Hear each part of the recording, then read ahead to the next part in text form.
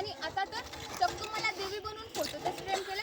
ज्ञान नाही, विद्या नाही, ती घेण्याची काही गोडी नाही, बुद्धी असून चालत नाही, दया मानव म्हणावे का?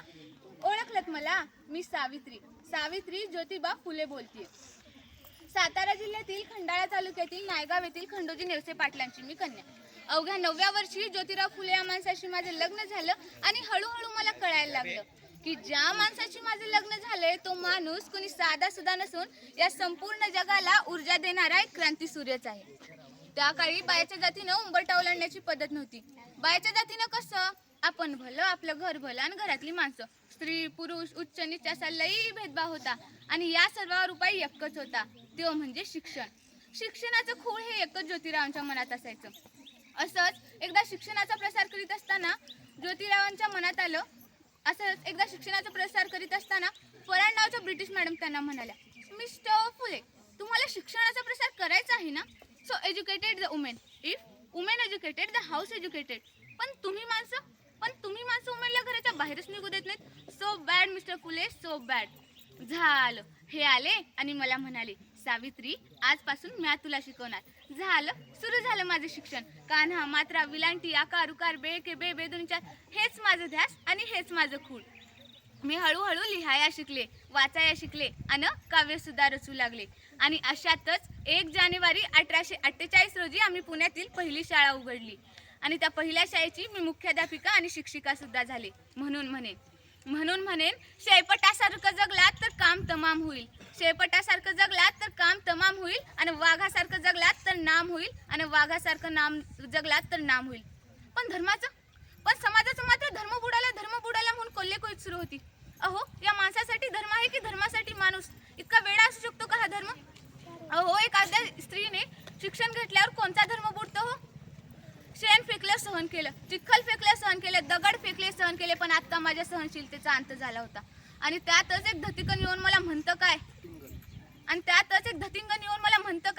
ए टवळे, कुठे निघालीस? आधी आमच्या पोरीबाळींना शिकवणं बंद कर. तुला तुझं शिक्षण प्यारं आहे की तुझे अब्रू? कदाचित त्याला माहीत नसावं की आम्ही सुद्धा ज्योतिराव पहिलवानाच्या पत्नी होते. एक घेतली आणि सन्नकन त्याच्या कानाखाली दिली आणि सुनावलं, आज आलास, थोबाड फुटले आणि जर पुन्हा आलास ना तर तुझ्या रक्तानं ही धरती रंगवेन. अहो, स्त्री ही कोणत्याही जातीची किंवा धर्माची असो, ती यात बळी पडतेच हो. अहो, एखाद्या सामान्य स्त्रीचा नवरा वारला तर तिचा काय हो दोष? तिनं का हो सती जायचं? आणि यासाठीच आम्ही काम केलं. ब्रिटिश सरकारांनी सतीबंदीची प्रथा सुद्धा सुरू केली होती आणि अशातच आम्ही विधवा स्त्री काशीबाई हिच्या मुलाला म्हणजेच यशवंताला दत्तक घेतलं. त्याच्या दुडू धावण्याने आमचं अंगण कसं भरून जायचं, त्याला वाढवलं, लहानाचं मोठं केलं आणि डॉक्टर सुद्धा बनवलं. पण अशातच पुण्यामध्ये प्लेगची साथ पसरली. काकीत गाय ठेवून लोक धडाधडा मरू लागली होती. तेव्हा मी यशवंताला सांगितलं, यशवंता, आपणाला हॉस्पिटल उभारायचं. यशवंतानं हॉस्पिटलही उभारलं, पण प्लेग हा संसर्गजन्य रोग होता, त्यामुळे तो कधी ना कधी मलाही होणार होता. पण मुळीच आम्ही जगलो या समाजासाठीच ना. जर याचसाठी मरण पत्करायचं असेल तर मरणात तुझं स्वागत आहे. अहो, सावित्रीची सावित्रीबाई झाले, सावित्रीबाईची सावित्री माई झाले आणि बघता बघता आमच्या 18 शाळा उभ्या झाल्या. केशवपण सती जाणे अशा चुकीच्या रूढी परंपरावर आम्ही मात केला, कारण ध्यास होता तो स्त्री शिक्षणाचा. म्हणून म्हणेन विद्येविना मती गेली, मतीविना नीती गेली, नीतीविना गती गेली, गतीविना वित्त गेले, वित्ताविना शूद्र खचले आणि एवढे अनर्थ एका अविद्येने केले. मी म्हणते, मुलींना वाचवा, मुलींना शिकवा आणि देशाची साक्षरता वाढवा. कारण एक मुलगा शिकला तर तो एकटाच शहाणा होतो, पण एक मुलगी शिकली तर संपूर्ण घराण्याला शहाणं करते. जाता जाता एवढे म्हणेन की दगडालाही फुटेल पालवी शब्दामध्ये तेवढा